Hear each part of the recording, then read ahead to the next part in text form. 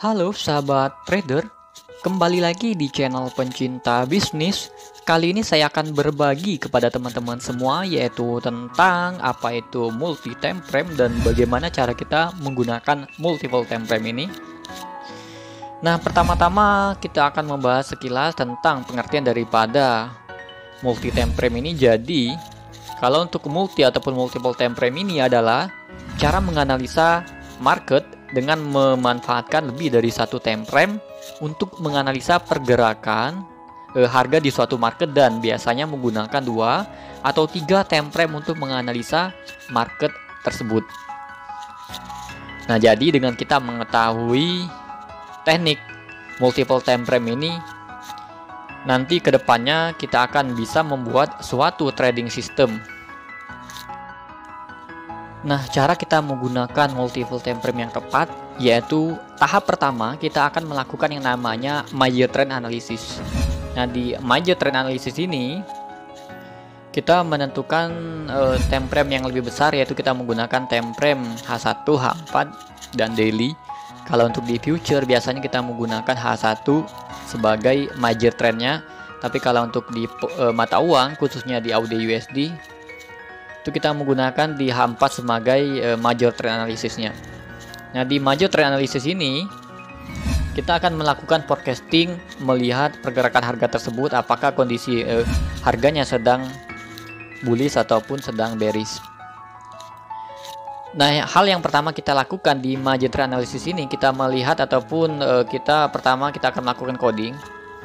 Coding itu yaitu menghubungkan antara swing low ke swing high ke swing low, dan seterusnya. Di video sebelumnya kita juga sudah membahas cara kita mengcoding. Nah, dengan kita sudah melakukan coding, nanti kedepannya kita dengan mudah melihat structure ataupun persection daripada pergerakan harga tersebut. Jadi untuk di tahap ini, di major trend analysis ini, kita melihat apakah pergerakan harga tersebut sedang membuat suatu pola chart pattern atau tidak. Nah, kalau kita lihat contoh kasus yang di sini, dia tidak ada pola chart pattern. Nah, tugas kita sebagai seorang trader, kita mengidentifikasi pergerakan harga tersebut.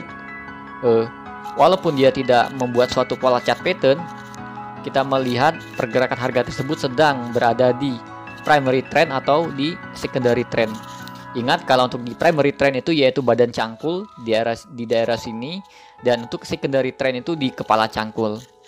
Nah, kalau kita lihat kasus contoh pergerakan harga yang di sini, dia sudah berhasil membentuk primary trend, badan cangkul, dan sekarang step selanjutnya dia akan membuat kepala cangkul.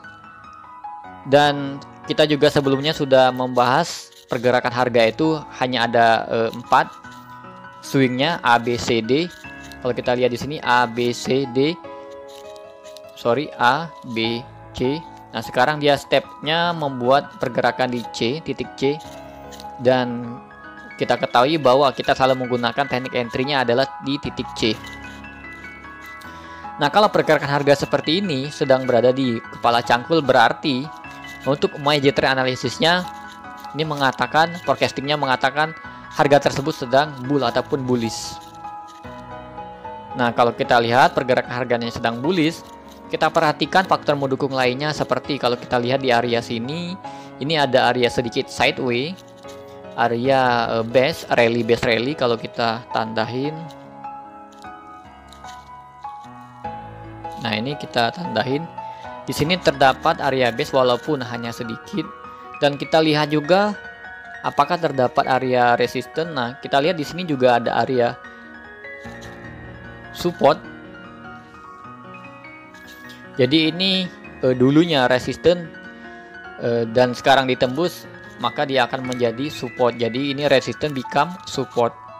Nah, di sini ada 2 yang faktor mendukungnya, yaitu ada area base walaupun sedikit. Di sini juga ada support. Nah, kita cari lagi faktor mendukung lainnya. Kalau kita menggunakan kita menggunakan tools yang namanya Fibonacci. Kalau kita tarik seperti ini. Nah, untuk area golden ratio-nya itu di area sini kurang lebih.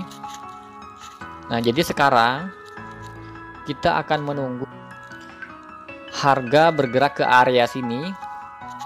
Kita lihat Apabila harga sudah berada di area sini, kita lihat reaksi daripada candlesticknya. Apakah dia membentuk suatu candlestick pembalik arah, rejection seperti pin bar atau tidak. Di sini kita lihat setelah harga menuju di sini. Nah, ini di tahap pertama kita sudah melakukan yang namanya major trend analysis, yaitu forecasting mengatakan bullish. Nah, kalau bullish seperti ini, maka kita akan melakukan open posisi buy nextnya. Tapi kalau untuk sekarang belum bisa untuk melakukan open posisi. Nah, itu untuk tahap kedua. Setelah kita sudah melakukan major trend analysis, tahap kedua yaitu kita akan melakukan di minor trendnya. Jadi untuk di minor trend ini kita akan menurunkan time frame. Kalau sekarang kita menggunakan time frame H4, maka kita akan turunkan 2 time frame, 2 atau 3 time frame. Bisa kita gunakan time frame M30 dan M15. Pertama kita akan menggunakan time frame M15.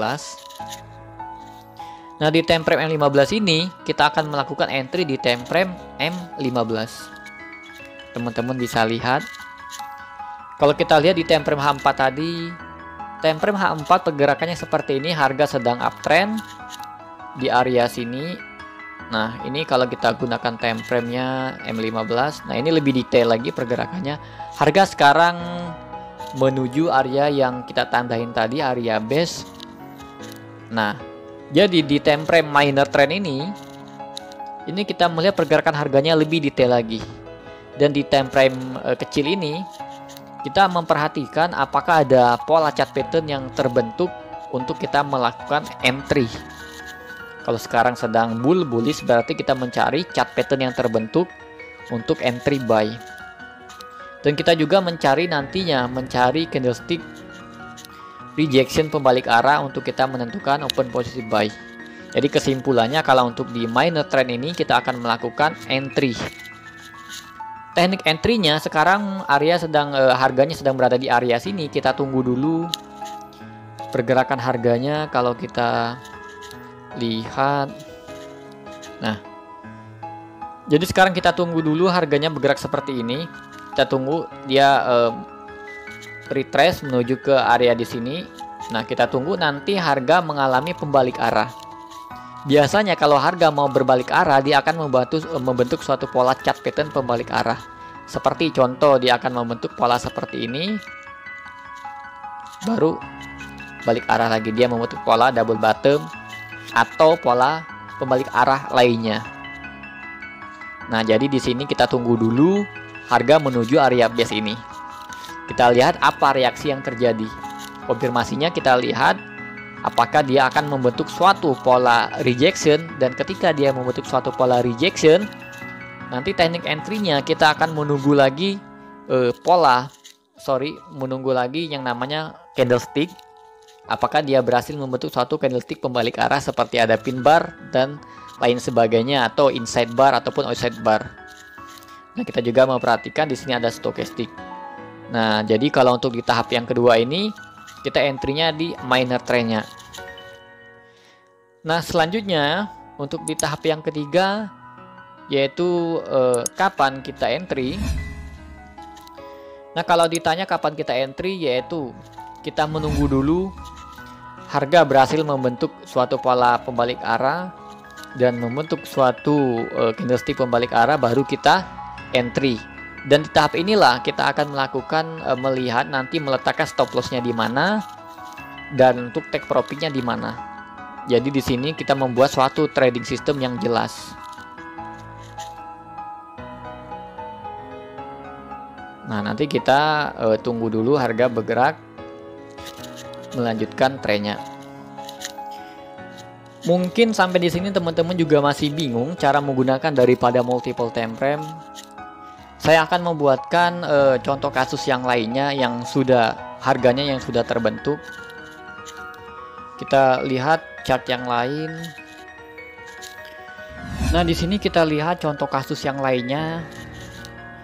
Nah, pertama-tama seperti biasa kita akan melakukan major trend analysis terlebih dahulu. Kita menggunakan time frame H4 sebagai major trend analisisnya. Nah, seperti biasa kita di tahap ini kita melihat structure ataupun pergerakan harganya, kita melakukan coding, kita perhatikan structure harganya apakah dia membentuk suatu pola chart pattern atau tidak. Nah, kalau kita lihat di sini dia membentuk suatu pola chart pattern. Kalau kita lihat ini pola chart pattern yang dibentuk adalah pola rising wedge. Ingat, pola rising wedge ini adalah pola continuation, yaitu pola kelanjutan tren. Nah, jadi kalau kemunculan pola seperti ini, kemungkinan besar trennya akan melanjutkan tren sebelumnya. Nah, kalau di kasus sebelumnya kita hanya mengidentifikasi pergerakan harga berdasarkan primary trend dan secondary trend, di kasus ini kita melihat pergerakan harganya dia membentuk suatu pola chart pattern. Nah, harganya mengalami penurunan, membentuk pola chart pattern. Kita teknik entry-nya, kita bayangkan harga sudah berada di area sini. Kita buat tanda. Nah, kita bayangkan harganya sudah berada di area sini, dan untuk area sini, area yang di sekitar sini kita bayangkan ini belum terbentuk ataupun belum terjadi. Nah, kita bayangkan baru terbentuk di candlestick yang warna hijau. Seterusnya harganya belum terbentuk. Kita bayangkan seperti itu biar gampang dipahami.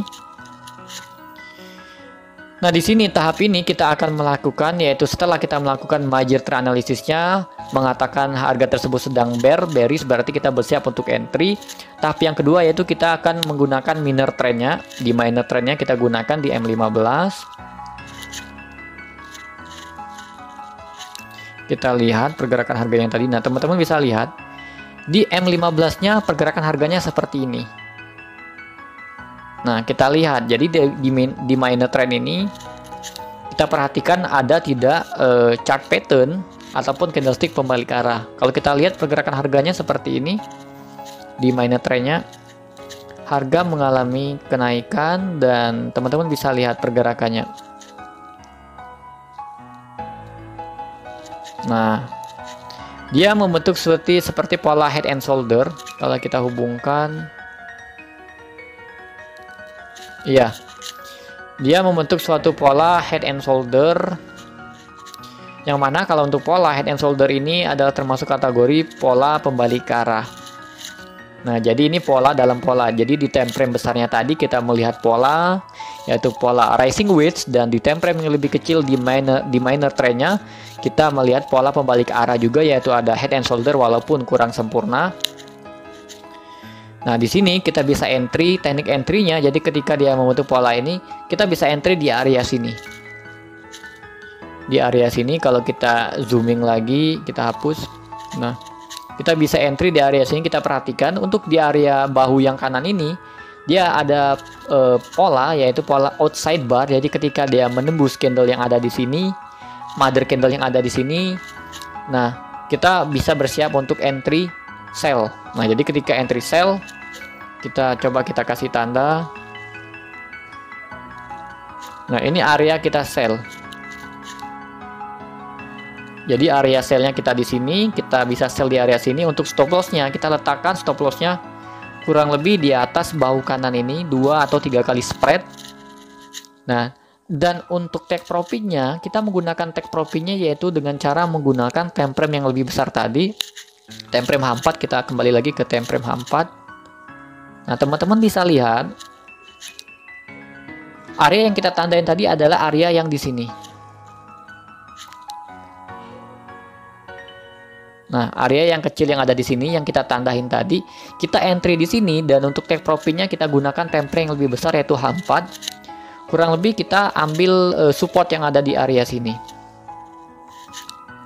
Nah, teman-teman bisa lihat take profitnya kita ambil di area sini, kita buat tanda lagi.